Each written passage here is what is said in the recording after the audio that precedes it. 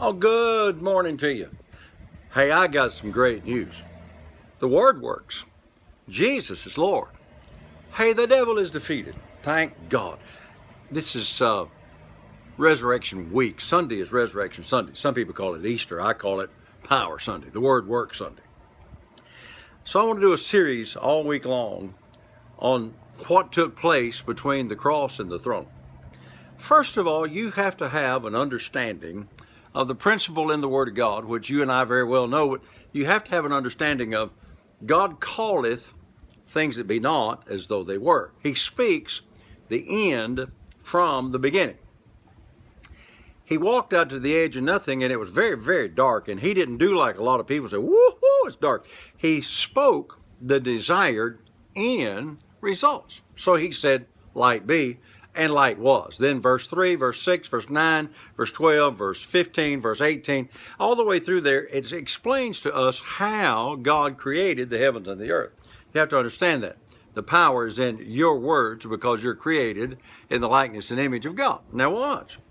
When Jesus was born and then went to John the Baptist, there was a voice from heaven when Jesus came up out of the water at his baptism that said, "This is my beloved Son, in whom I am well pleased." God calling things that be not as though they were, because at that point Jesus had not done anything.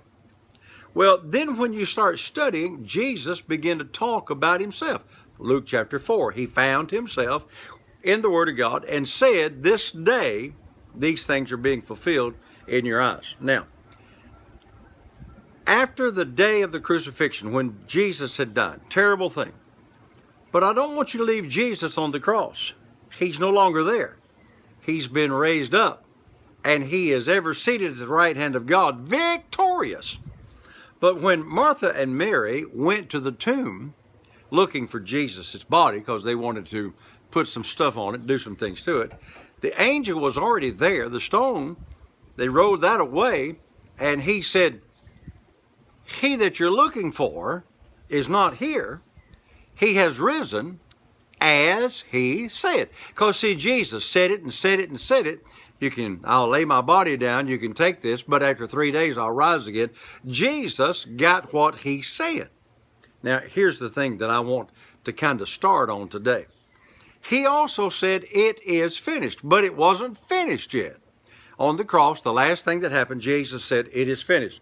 But yet he still had to go in the grave. He still had to preach to the people in paradise, in the grave, in hell. He still had to come back through the earth and go into heaven and put his blood on the mercy seat. He still had to come back to the earth from heaven. He told Mary, he said, don't touch me, I have yet to ascend to my Father." He had not completed the work, so he still had to go. So here's what I want you to get. He said it is finished, but yet there was a lot to do. I mean, he made a show openly of the devil in hell. He took the keys.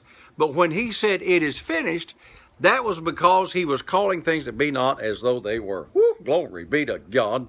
So you say what you desire, not what you see. You say the end result that you desire to have rather than what you see. Jesus called for peace when there was not in the midst of the storm, and there was a great calm. So I'll be on this all week.